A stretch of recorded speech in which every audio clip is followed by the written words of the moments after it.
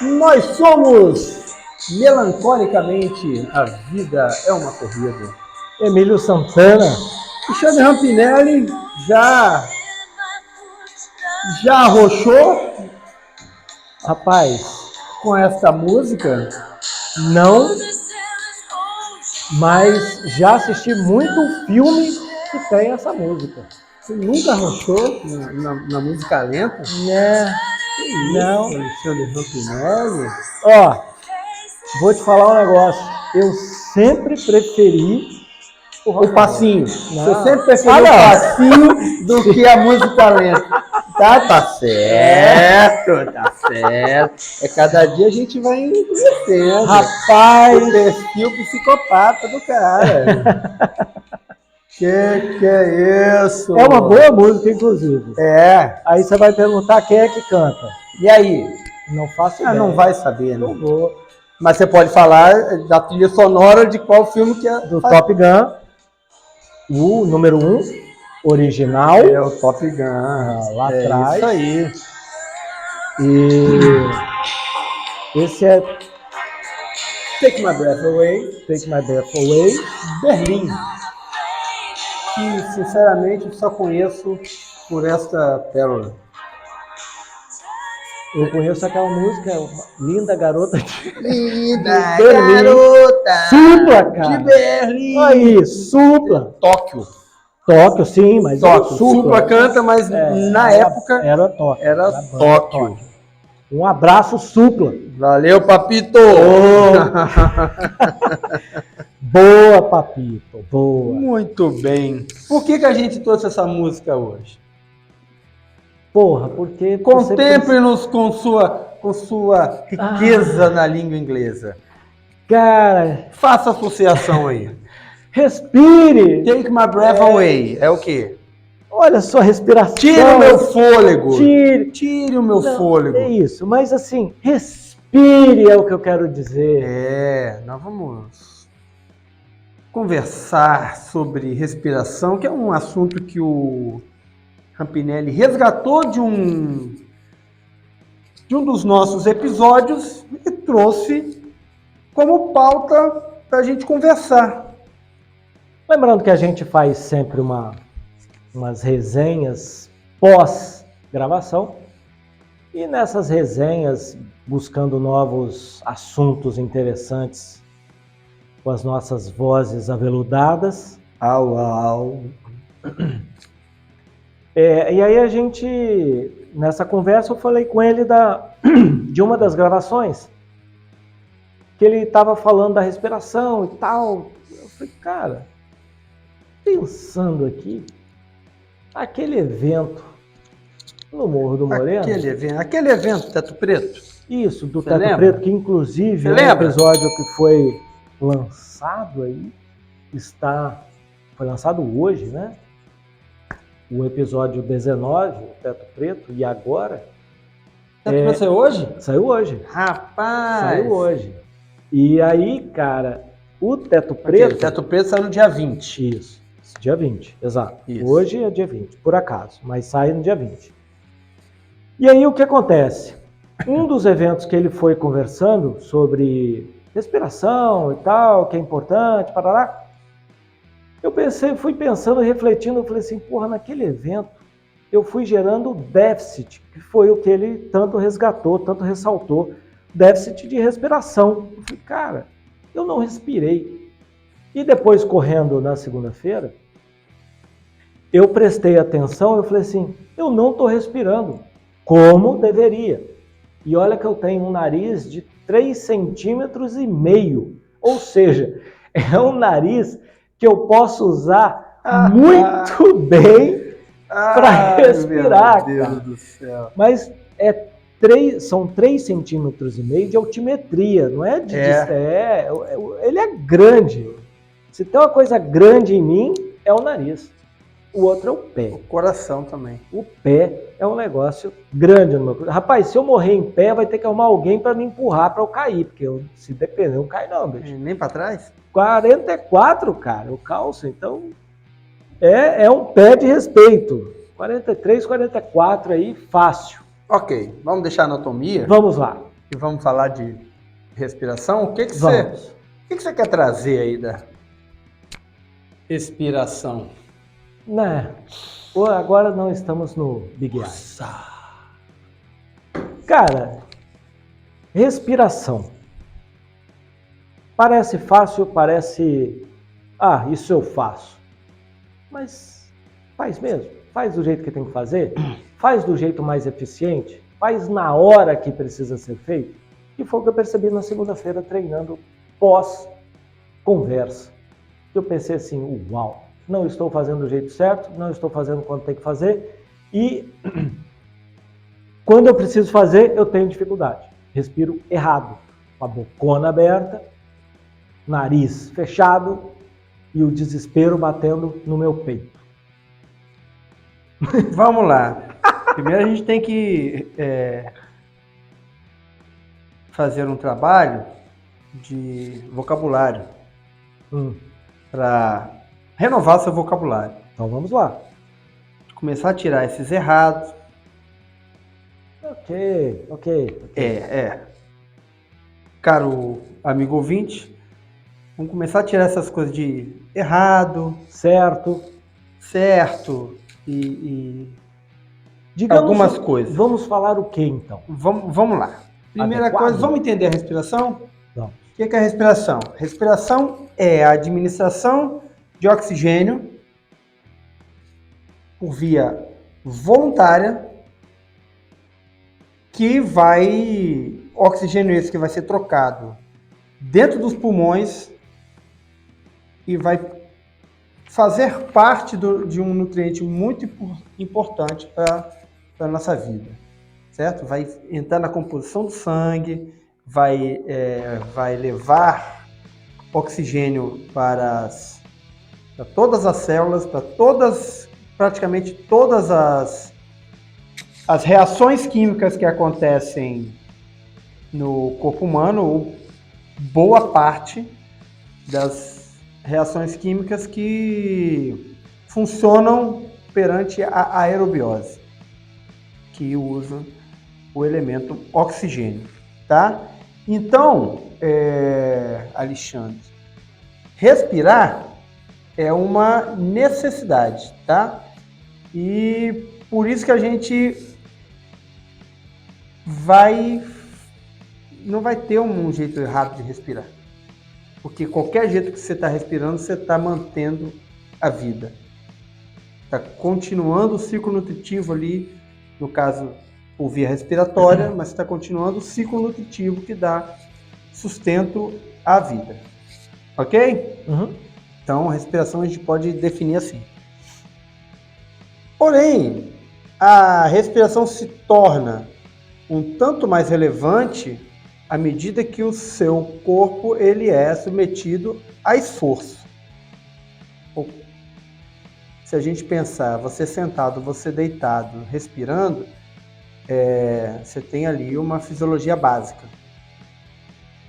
À medida do momento que você levanta, caminha, pega um peso, carrega uma coisa, acelera o deslocamento, desloca com peso, com carga, com um instrumento que você precisa levar, você começa a chamar essas atividades diferenciadas do sentado e do deitado de esforço.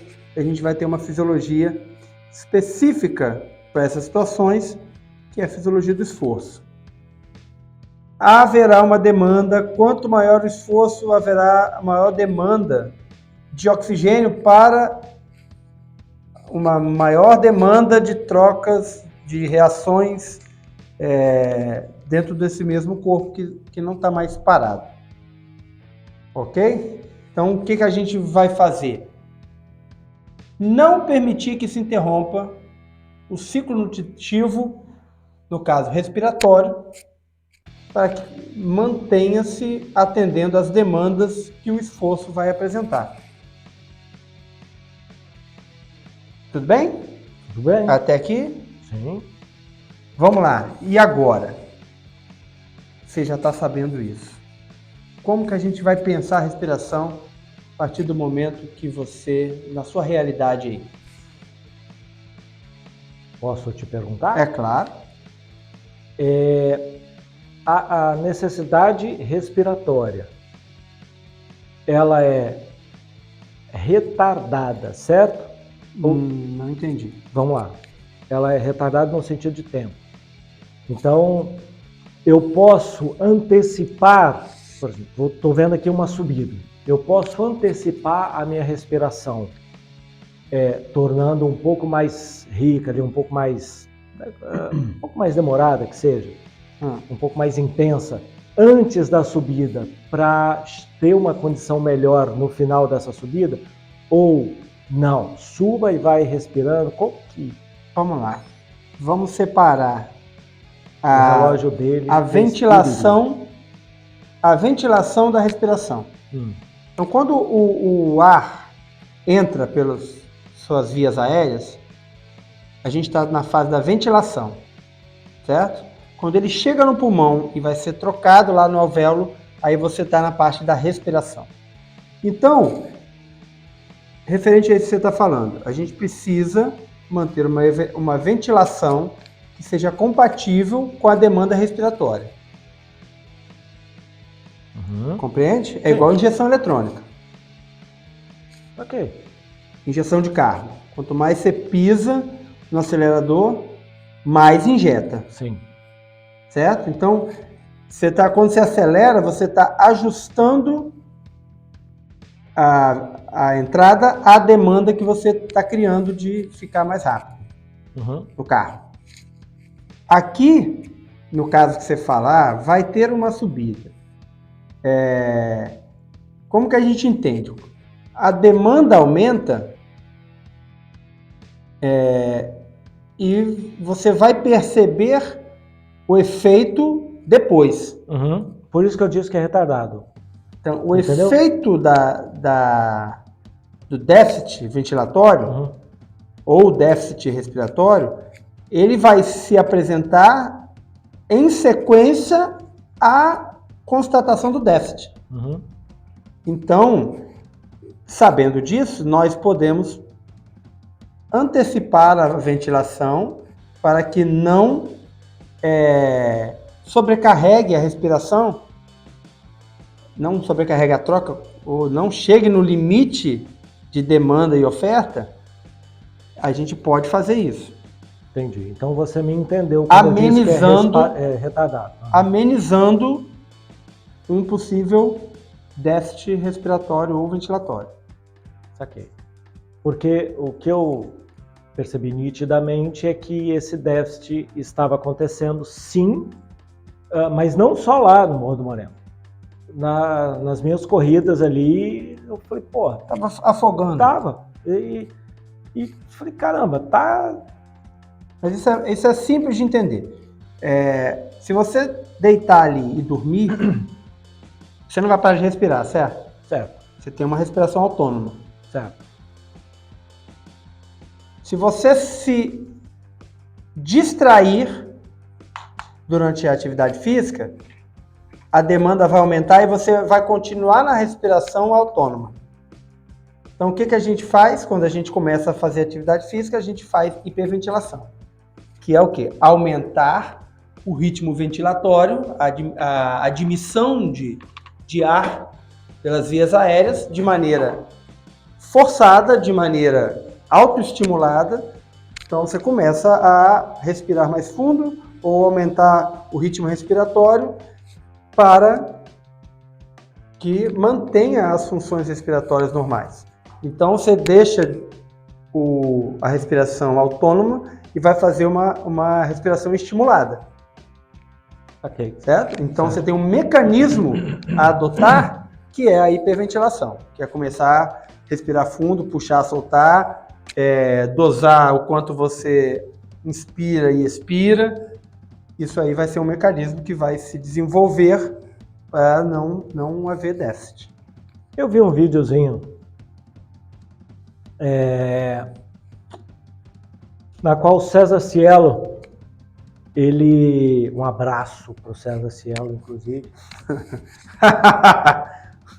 Um abraço por trás, Cezão. Já que nós estamos com essa intimidade. Quem sabe ele não nos dá a honra, mas enfim. Ele estava fazendo o exercício na piscina, que ele ia fazer aquele mergulho de um lado ao outro da piscina. Uhum. E aí ele estava fazendo aquele exercício de respirar, muito característico de quem vai fazer uma apneia ali, né? Uhum. Aquela coisa. Porra, que interessante, né? Quanto mais ele faz aquele movimento, aquele exercício ali, mais ele armazena oxigênio para poder ficar mais tempo embaixo da água. Eu não lembro o tempo que ele ficou, mas foi um pouco mais de 1 minuto, que eu acho.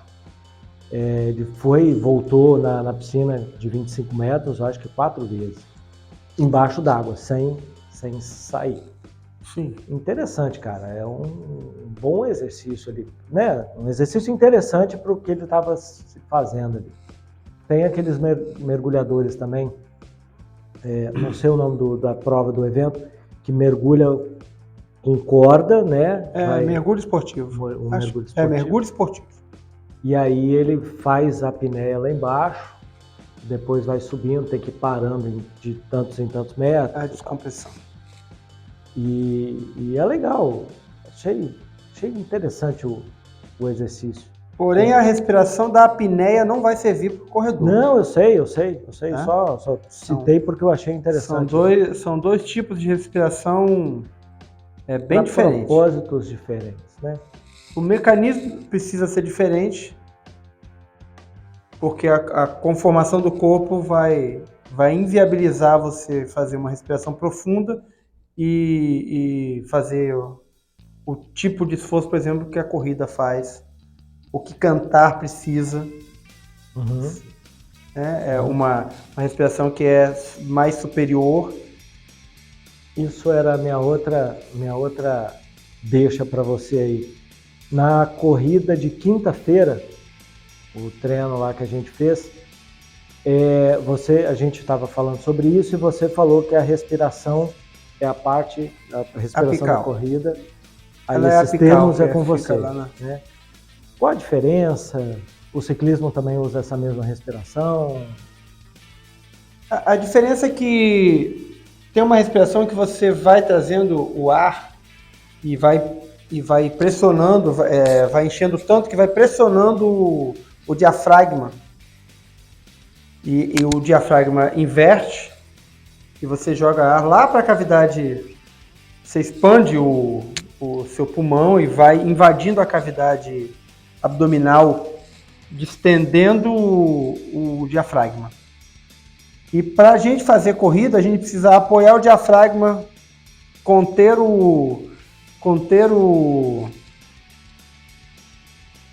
a dilatação do pulmão, para que essa circulação ela seja rápida, senão ela fica custosa,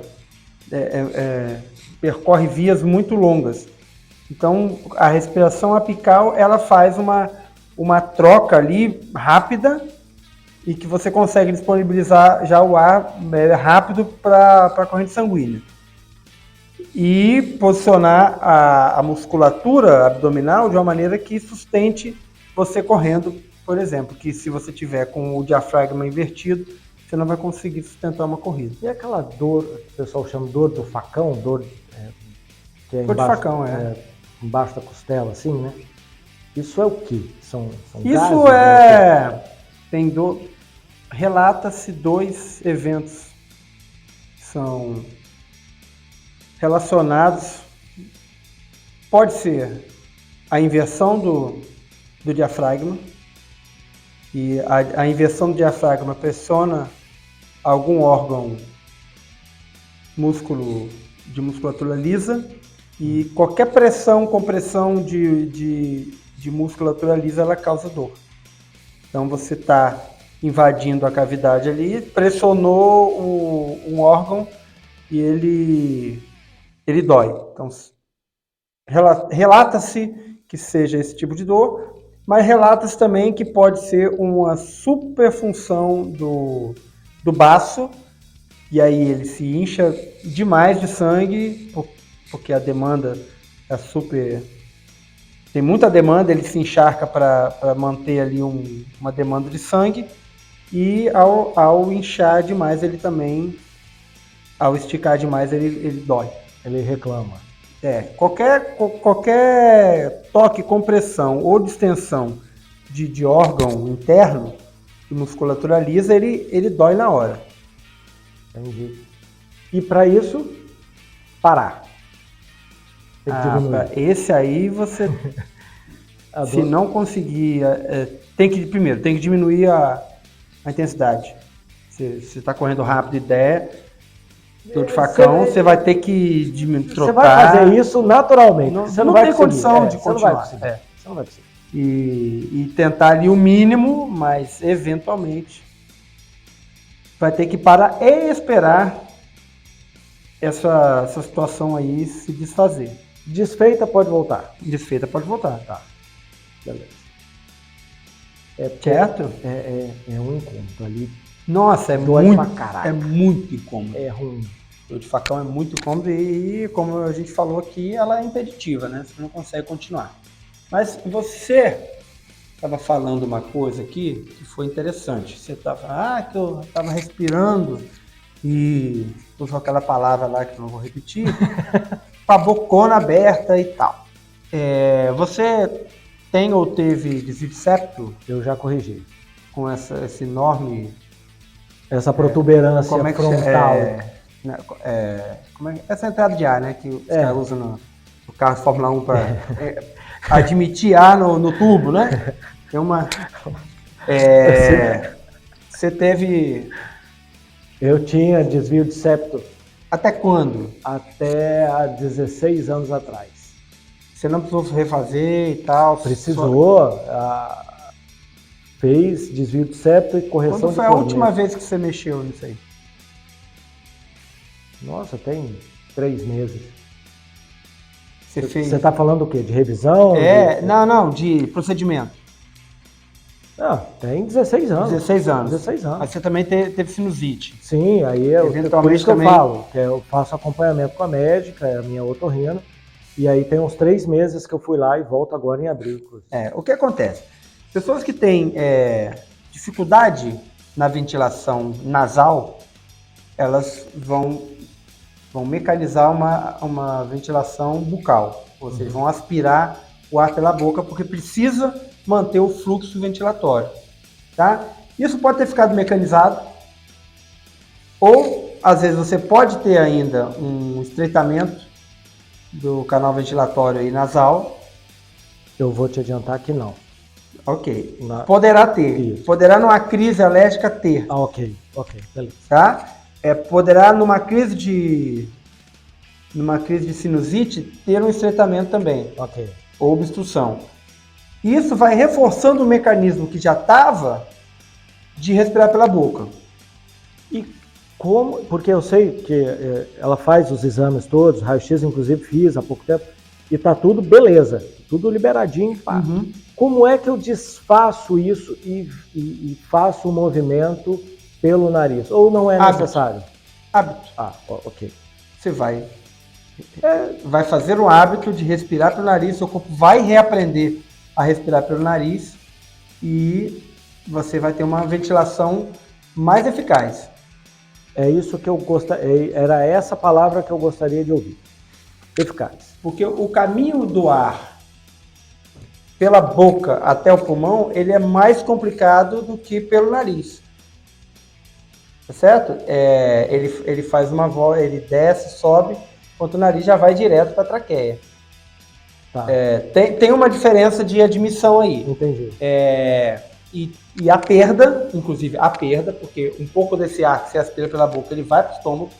Uhum. Tá? Depois ele sai, mas você não vai conseguir aproveitar ele em tempo hábil para fazer respiração.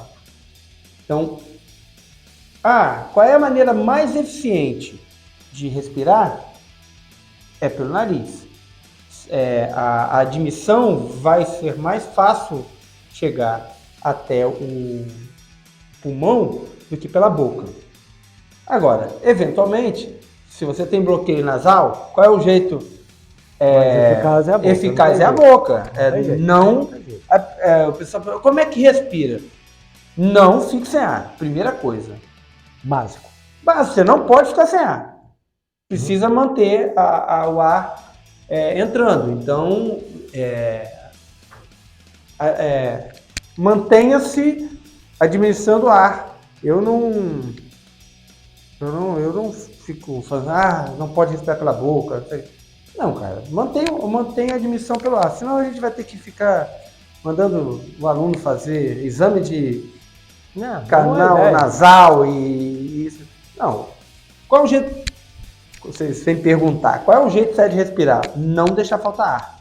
Não morrer afogado. E aí começa a correr. Se eu vejo que está afogando, eu falo assim, vamos lá, vamos fazer uma hiperventilação? Começa a puxar mais ar do que você está soltando.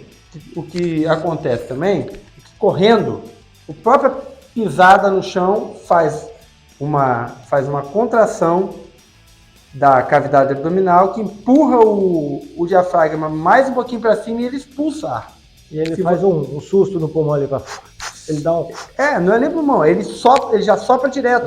Ele induz a expiração. Então, tem muita gente que, por exemplo, em descida, fica afogado porque a descida vai fazendo você, aumenta o impacto, vai expulsando ar, você não tem controle do diafragma, você está sem controle, né? Não está com condicionamento para controlar o diafragma e você vai expulsando ar e não puxa. Então aí afoga. Sabe uma coisa que eu percebi?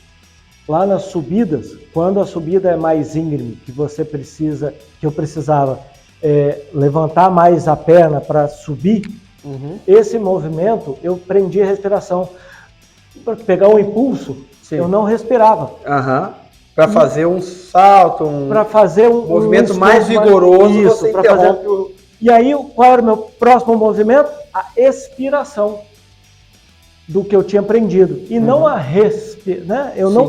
inspiração, eu expirava. E aí, era o que eu fiquei pensando, ali eu gerei um déficit danado. Porque às vezes você está fazendo inspiração profunda, aí você afoga, aí você tem que botar para fora, porque tá cheio. E você não consegue fazer a respiração apical. Você tem que, ou você puxa, ou você bota tudo para fora. E na subida, como eu já vinha respirando pouco, né, aquela respiração curta, e eu prendia para fazer o esforço. Fazia o esforço e soltava o ar. E respiração curta, fazia mais esforço e soltava. Então eu já estava soltando o que eu já não tinha. E aí foi... Isso. Aí gera déficit ventilatório. Entendeu? E quando você foi falando comigo lá na quinta-feira, eu falei assim, eu acho que foi isso aí que influenciou a parada, porque... E eu tô fazendo errado. E depois na corrida eu falei, cara, eu tô fazendo errado. E não é errado, né? Desculpa. Eu não estou fazendo de uma forma mais eficiente. Não está suprindo minha demanda. Isso. Ótimo. Como que eu vou... Excelente. Melhorar o suprimento de ar, de oxigênio, de ar para as minhas demandas. Aí o que eu fiz? Quando eu percebi, na corrida eu falei, eu reduzi o meu ritmo para casar minha respiração de forma que eu conseguisse fazer com o nariz, com o meu pé, ali com o meu ritmo. E eu falei, aí eu fui melhorando, entendi aqui da parada. Mas numa distração você desanda, aí tem que voltar e acertar. Verdade. O que a gente precisa entender? Quanto maior a demanda esportiva, maior vai ser a demanda respiratória. Então, se eu estou correndo, trotinho, eu vou acelerar, eu vou gerar mais demanda. Por que eu vou gerar mais demanda? Você sabe por que eu vou gerar mais demanda? Porque você vai gerar um aumento de gasto energético e você vai precisar de mais oxigênio nas células musculares para o músculo fazer o movimento mais rápido. Eu vou, para fazer o movimento mais rápido, vou precisar de mais força, vou usar mais unidades de músculo, com maior intensidade, vou precisar de mais energia, e essa energia depende de oxigênio para fazer as trocas ali energéticas dentro da mitocôndria. Vai puxar oxigênio da corrente sanguínea, vai demandar mais do coração, o coração vai demandar mais energia, mais oxigênio. Então, se a admissão ventilatória lá não está fornecendo oxigênio para esse aumento de demanda, ou por incapacidade de troca, isso é treinamento, isso aí é capacidade respiratória, capacidade aeróbica, que você aumenta sob demanda. Então, se eu não me expor ao aumento de demanda, eu não vou ter uma melhoria dos mecanismos respiratórios. Esse é o princípio da fisiologia do exercício. Então, peraí, volta. Se você não tiver um aumento da demanda, você não tem uma melhora no mecanismo respiratório. Isso. Ótimo. Se eu não tenho aumento da demanda, se eu não tenho um aumento da demanda, eu não tenho melhoria. Para que eu vou melhorar? Deixa eu concluir. Desculpa. Quando eu for construir um pensamento. Desculpa. Se eu não tenho aumento da demanda energética, eu não vou ter aumento da demanda respiratória. Se eu não tenho aumento da demanda respiratória, eu não vou ter aumento de demanda de bombeamento. Todo esse sistema vai ficar subutilizado e vai definhar. O princípio da fisiologia do exercício é aumentar a demanda energética por meio de movimento, complexidade, intensidade, aumento da exposição, aumentar a demanda respiratória para aumentar a demanda de bombeamento. E aí todo mundo melhora e o meu funcionamento vai ser compatível à demanda. Então aí estou em homeostase. E aí para melhorar mais, o que eu faço? Aumenta a demanda. Aumenta a demanda respiratória, aumenta a demanda de bombeamento. O bombeamento que eu estou falando é cardíaco. Então por isso que a gente tem os benefícios cardíacos e respiratórios são referentes ao aumento de demanda, sempre vinculados ao aumento de demanda. Se eu não tenho aumento de demanda num nível que eu não consigo suprir, eu não tenho melhoria respiratória nem cardiovascular. O que eu te interrompi aquela hora era para falar assim, para quê? Né? O seu corpo pergunta, para que eu vou melhorar se eu não estou tendo nenhum estímulo? Não, nós somos econômicos, a homeostase que eu falo é ser extremamente econômico, gastar o necessário para demandas.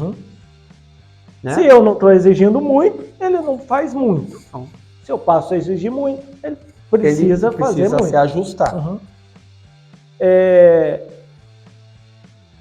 Não sei que eu não sou asmático, tá? E eu, no meu meio, eu conheço uma pessoa asmática. Mas você reconhece uma pessoa asmática? Eu tenho no meu meio uma pessoa que eu saiba, tá? Talvez tenha mais, eu não conheço. Mas fumante e asmático, para fazer atividade física, esse movimento, essa homeostase, sim. É mais difícil? Requer algum cuidado? A demanda... Porque eu estou entendendo assim, só me corrija, tá? Eu estou entendendo que é mais limitado... A capacidade de responder à demanda energética é menor. É menor, isso. Do asmático. Ok. Né? Isso. Como começar essa mexer nesses 3 pilares aí? Aumentar a demanda. Aumentar a demanda. Aumentar a demanda. Por que manda a criança com asma fazer esporte?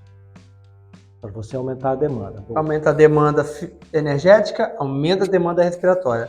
Melhora a demanda respiratória, melhora a condição ventilatória. O que é a asma?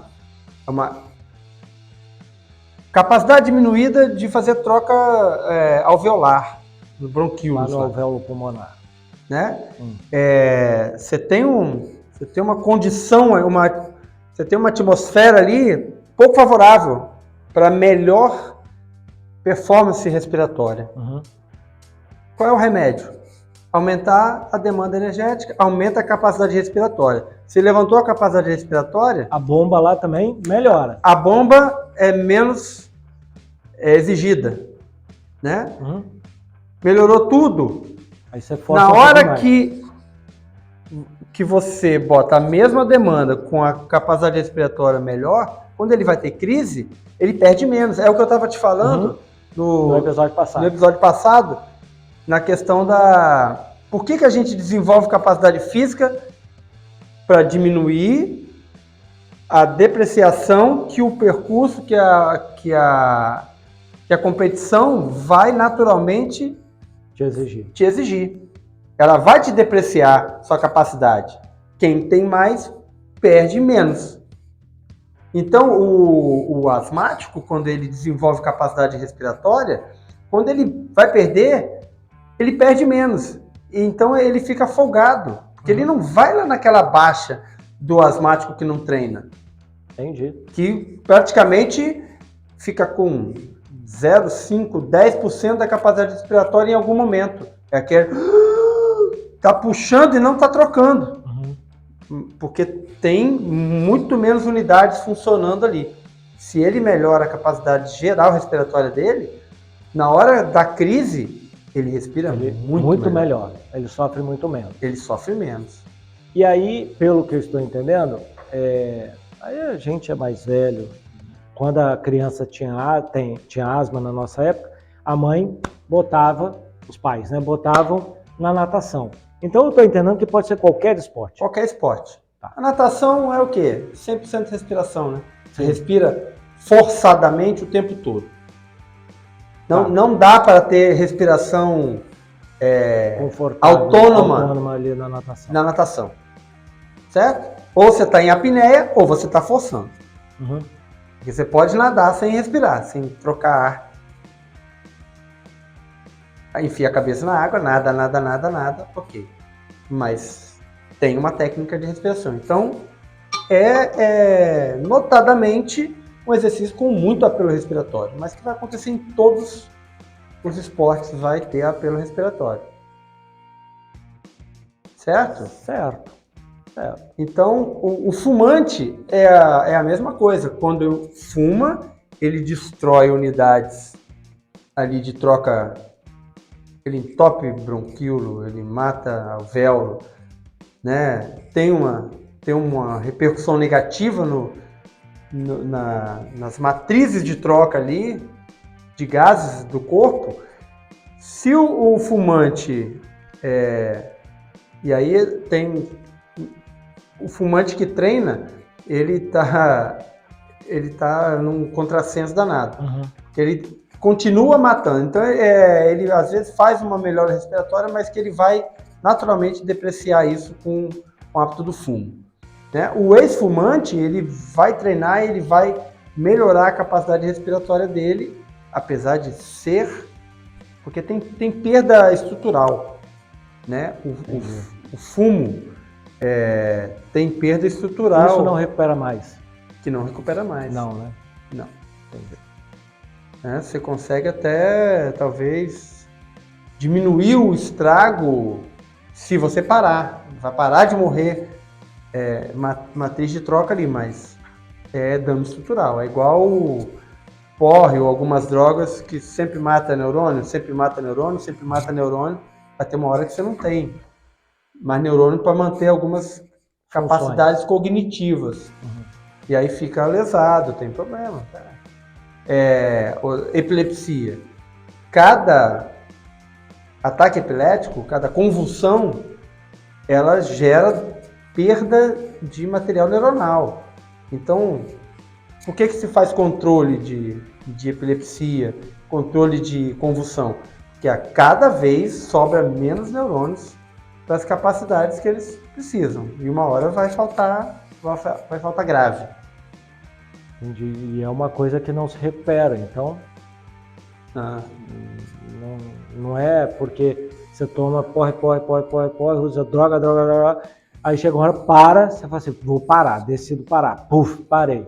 Beleza, tô ótimo, mas cara, você não volta ao que você era antes. A gente tem hoje já um conhecimento de reconstrução neuronal, mas que a taxa é muito baixa. Né? Então não dá para contar. Você vai reverter em uma vida nossa aqui, reverter um dano neurológico. Entendi. Você pode ter melhora, mas reverter quadro, né? Estão tentando ainda aí fazer com paraplegia, hemiplegia e não tem esse resultado promissor. Entendi. Que dê pra gente ficar gastando, arriscando. É nisso que eu queria chegar. Não dá para brincar com isso, né? Não, é uma roleta russa. Enfim. Vamos respirar. Ok. Vamos lá. Respiração. Ficou alguma? Eu vou fazer uma última pergunta. Que o importante... O importante é se mexer. Né? Não, o importante é ficar tonto no final da subida. O importante é ficar Vamos tonto lá. no final da trilha. Subi e fiquei tonto. E aí? O que eu faço? Subiu e ficou tonto? Eu corri lá, Sim. ficou tonto lá, sentiu a tonteira. Faço o quê? Respiro fundo, paro, continuo andando, continuo correndo, vou até onde dá, caio, faço o quê? Depende desse tonto aí. Tonto é vista turva, estrelinha, ou é um sufocamento? Vamos lá, vamos pela parte da respiração, que é uma... Você fica mais cansado e não consegue respirar porque você está cansado. Você terminou de subir ali, você fala, caraca, dei tudo que tinha que dar. E cansei. Continuo correndo, andando? Se você tiver condição de continuar correndo e lentamente retomar o ritmo respiratório que foi alterado pela intensidade do trecho anterior, você pode continuar. Se você não conseguir, para recuperar o ritmo respiratório e precisar parar, você vai ter que parar. E aí isso depende do condicionamento. Uhum. E depende também de quem tem melhor qualidade de não perturbar tanto o ritmo respiratório a ponto de precisar parar. Isso era o que eu queria chegar. Na verdade, chegou em 2 pontos que eu queria chegar. No condicionamento e nesse controle. Nesse treino que só você se expondo para chegar nisso. O controle na verdade você treina isso o tempo todo, né? Que é você aumentar a intensidade enquanto consegue manter algum ritmo respiratório. E assim, o ritmo caiu, diminui a intensidade, o ritmo melhorou, aumenta a intensidade. É essa balança aí que é o treino. Isso aí é o segredo da saída. Isso aí que vai acontecer quando você estiver muito adaptado àquela condição de esforço. Isso aí é o segredo da saída lá da Caverna do Dragão. Caverna do Dragão ou Caverna de Platão? O Dragão. Desenho da década de 80.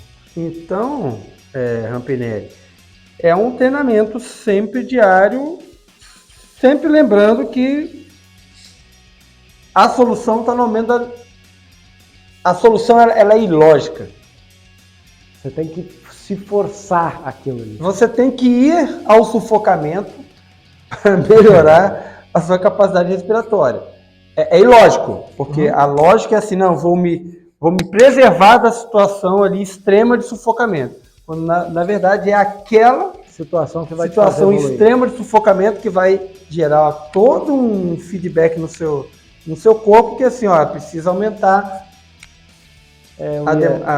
a capacidade respiratória para ele não entrar de novo naquele quadro ali de sufocamento. Eu ia falar isso, eu ia chegar nessa conclusão de para você subir, se elevar um degrau, você tem que passar por um sufoco, né? Sempre, já falamos disso outras vezes nos episódios, mas isso é bem verdade, né? Para você subir de nível, tem que ter uma... Agora, interessante a gente agora trazer uma coisa que é referente à respiração e que a gente está falando, que também por exemplo, uma técnica de treinamento, que é, por exemplo, a altitude. O que acontece com a altitude? Por causa da mudança de pressão, as condições de troca gasosa lá no alvéolo, elas se tornam diferentes por causa da pressão. Diferença de pressão interna respiratória, pressão pulmonar para a pressão atmosférica ambiental, ela tem uma relação. Se você mexe nessa relação, você tem bloqueio respiratório. Então, o que acontece na altitude é que a diferença de pressão pulmonar para a diferença de pressão atmosférica, ela causa bloqueio respiratório. Então, você pode ter o ar mais puro do mundo, você pode ter todo o ar do mundo, e você pode puxar o ar que ele não vai trocar. Você vai desperdiçar ar e não vai trocar tudo como você está acostumado ao nível do mar. Tá certo? E aí gera um tempo entre você começar a equalizar sua capacidade de equalizar a pressão pulmonar com a pressão atmosférica. Isso chama-se tempo de adaptação à altitude. Tá? A persistir a incapacidade de troca, ou seja, nos primeiros dias que você está na altitude, o que acontece? Há um estímulo a aumentar hemoglobina, porque aí você começa a captar mais sangue. Então, tem uma reação fisiológica à condição de pressão atmosférica que, quando você volta para o nível do mar, isso te dá uma vantagem. Certo? Então, você melhorou a qualidade ali sanguínea, de todo do tratamento de troca gasosa que vem da parte do sangue, que quando chega ao nível do mar que entra mais ar, você está com a condição de fazer muito mais troca lá no músculo. Então, pode falar. Essa é a adaptação ao sufocamento que eu estou falando. Quando eu faço situações de sufocamento, de aumento muito grande da admissão de ar, eu estou fazendo o mesmo mecanismo fisiológico de falar assim, precisamos melhorar nossa qualidade do sangue aqui, porque está entrando menos ar. Nós precisamos melhorar a captação desse pouco ar que está chegando. Então você melhora a mistura sanguínea, melhora a função dos hematopoéticos ali, e quando você diminui a intensidade e puxa mais ar, você tem muito mais condição de fazer troca gasosa e de levar oxigênio para as reações energéticas. Duas coisas. Uma, a cena clássica do Zagallo falando que vocês vão ter que me engolir, na qual ele está roxo, assim, meio com a face mais num tom avermelhado, roxo mesmo. E um jogo do Brasil, eu acho que na Colômbia, altitude gigantesca, e aí aquele negócio do jogo e tal, e o nervosismo dele, você vê nitidamente na face dele o quanto ele está sofrendo para respirar. E a outra coisa era a questão do doping sanguíneo, né? Que alguns ciclistas, vou falar do ciclismo porque é o que eu acompanho, né? Mais de perto, mas que estava sendo estudado se era doping mesmo ou não, quais eram os benefícios, que os ciclistas passavam a temporada na altitude, coletavam o sangue, aí faziam todo o tratamento ali, e quando chegavam próximo da prova, reinjetavam o sangue. Isso. E aí você tinha, vou falar na época, enfim, uma certa vantagem por causa disso. E aí estavam se discutindo se isso realmente era doping, se não era, como pegar isso no doping. Não, resolveu fácil. Política no needle. A política de não ter agulhamento no esporte resolve qualquer coisa. Essas questões que tem uma discussão ética, mas que é vantajoso, assim como a da mulher no período menstrual também tirava sangue para guardar e para reinjetar aquela composição hormonal ali dos dias do período menstrual na época Não é o sangue da menstruação, não, gente. É o coletar sangue do couro, retirar o sangue da mulher no período menstrual, para guardar e reinjetar durante a competição. Isso aí eu não sabia, não. Da mulher eu não sabia. A mulher, ela tem um incômodo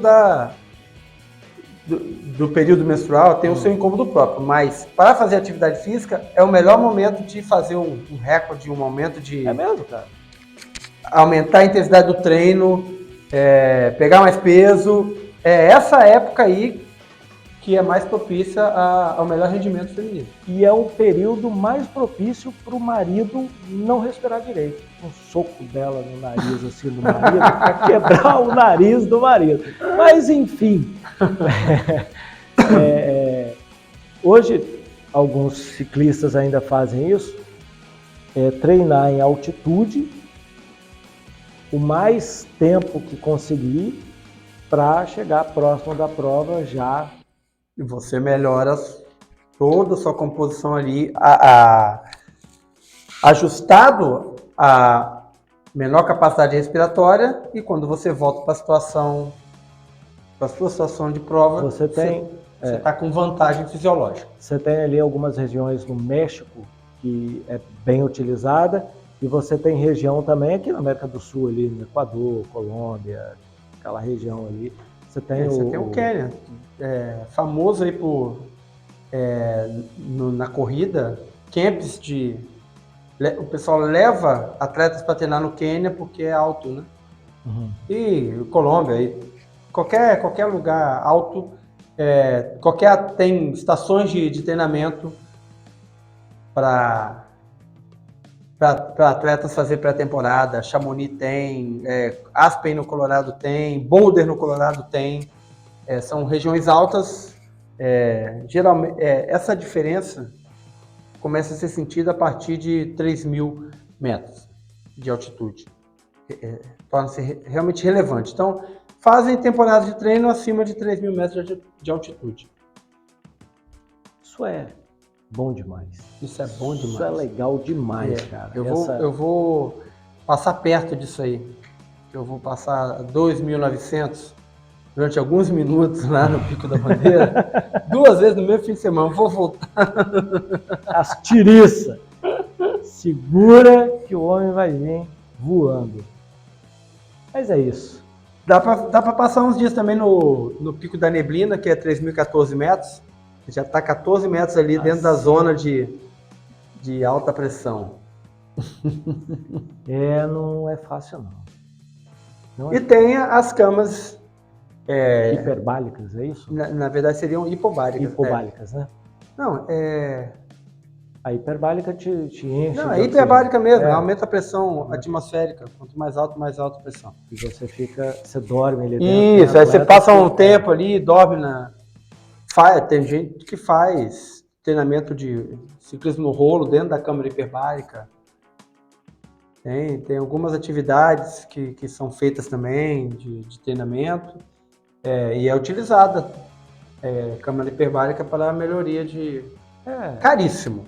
Astronauta, a NASA usa esse recurso também com astronauta. Caríssimo. É isso. Eu estou satisfeito. Você está satisfeito? Está satisfeito? Eu estou. Eu aprendi muito. Muito bom, muito bom.